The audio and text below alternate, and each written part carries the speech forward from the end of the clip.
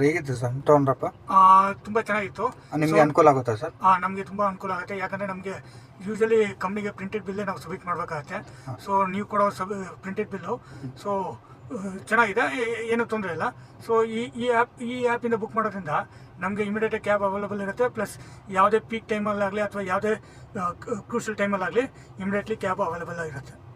Sir ಈಗ ನಿಮಗೆ ಬಂದು ಒಂದು ಕ್ವಶನು, ನಿಮಗೆ ಬಂದು ನಾನ್ ಪೀಕ್ ಅವರಲ್ಲಿ ಬಂದು ರೇಟ್ಗಳು ತೋರಿಸುತ್ತಲ್ಲ ಈ ಓಲಾ, ಊಬರ್, ರ್ಯಾಪಿಡೋ ಅಂತ, ಅಂಥದ್ದು ಬೆಸ್ಟಾ ಇಲ್ಲ ಇದರಲ್ಲಿ 24 ರುಪೀಸ್? ಯಾಕಂದರೆ ನೀವೇ ಬಂದು ಟ್ರಾಫಿಕ್ ಎಲ್ಲ ನೋಡಿದ್ರೆ ಇದು ಬೆಸ್ಟಾ? ಒಂದೇ ಯಾಕಂದರೆ ಫಿಕ್ಸ್ಡ್ ರೇಟ್ ಇರೋದ್ರಿಂದ ಸೊ ನಮಗೆ ಡೆಸ್ಟಿನೇಷನ್ ರೀಚ್ ಆಗುವಾಗ ಏನು ಅಮೌಂಟು ಇರುತ್ತೆ ಅಂತ ನಮಗೆ ಫಸ್ಟೇ ಗೊತ್ತಾಗುತ್ತೆ.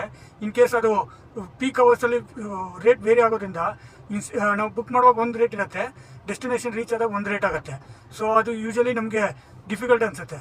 ಅದೇ ಫಿಕ್ಸ್ ರೇಟ್ ಇದ್ದರೆ ಎಷ್ಟೇ ಪೀಕ್ ಅವರ್ ಇರಲಿ, ಏನೇ ಟ್ರಾಫಿಕ್ ಇರಲಿ, ಸೊ ಡೆಸ್ಟಿನೇಷನ್ ರೀಚ್ ಆದಾಗ ಏನು ಅಮೌಂಟ್ ನಮಗೆ ಸ್ಟಾರ್ಟಿಂಗಲ್ಲೇ ಗೊತ್ತಿರುತ್ತೆ, ಬೇಸ್ಡ್ ಆನ್ ಕಿಲೋಮೀಟ್ರು ಅದೇ ಅಮೌಂಟ್ ನಾವು ಪೇ ಮಾಡಬೇಕಾಗತ್ತೆ. ಸೊ ಫಿಕ್ಸ್ ರೇಟ್ ಇದ್ರೆ ಒಳ್ಳೇದು ಸರ್. ಯಾಕಂದರೆ ನೀವು ಮಿಸ್ ಮಾಡ್ಕೊಂಬಿಟ್ರಿ, ಯಾಕಂದ್ರೆ ನೀವೇ ಫೀಲ್ಡ್ ರೇಟ್ ನೋಡೋದು ನೀವು ಅದೆಲ್ಲ ಬಂದು ರೇಟ್ ಜಾಸ್ತಿ ಮಾಡೋರೆ. ನಮ್ದು ರೇಟ್ ಬಂದು ಜಾಸ್ತಿ ಮಾಡಬೇಕು. ಏನಕ್ಕೆ 11 ರೂಪಾಯಿ 12 ರೂಪಾಯಿ ಎಲ್ಲ ಕೊಡಬೇಕು ಓಲಾ, ಊಬರ್, ರ್ಯಾಪಿಡೋ? ಅದು ನಿಮಗೆ ಗೊತ್ತು. ಅದಕ್ಕೋಸ್ಕರ ಇದು ಗೌರ್ಮೆಂಟ್ ಆ್ಯಪ್ ಇದು. ಅದಕ್ಕೆ ನಾನು ಕನ್ವಿನ್ಸ್ ಮಾಡ್ಬಿಟ್ಟು ನಿಂತವ ಸರ್ ಬನ್ನಿ ಸರ್ ಗೌರ್ಮೆಂಟ್ ಆ್ಯಪಲ್ಲಿ ಕರ್ಕೊಂಡು ಹೋಗ್ತೀನಿ ಅಂತ ಹೇಳಿದ್ದು. ತಪ್ಪ ಸರ್? ಇಲ್ಲ ನೋಡಿ, ನಾವು ಯೂಸ್ ಮಾಡೋ ಕ್ಯಾಬಿಂದ ಒಬ್ರಿಗೆ ಒಳ್ಳೇದಾಗತ್ತೆ ಅಂದರೆ ಯೂಸ್ ಮಾಡೋದ್ರಲ್ಲಿ ತಪ್ಪೇ ಇಲ್ಲ. ಯಾಕಂದರೆ ಓಲಾ, ಊಬರ್ ಯೂಸ್ ಮಾಡಿದ್ರು ಇದೇ ರೇಟೇ ಆಗೋದು, ನಿಮ್ಮ ಆ್ಯಪ್ ಯೂಸ್ ಮಾಡಿದ್ರು ಇದೇ ರೇಟ್ ಆಗೋದು. ಸೊ ಹೆಚ್ಚು ಕಡಿಮೆ ಅಂತ ರೇಟಲ್ಲಿ ಏನು ಡಿಫ್ರೆನ್ಸ್ ಇರಲ್ಲ.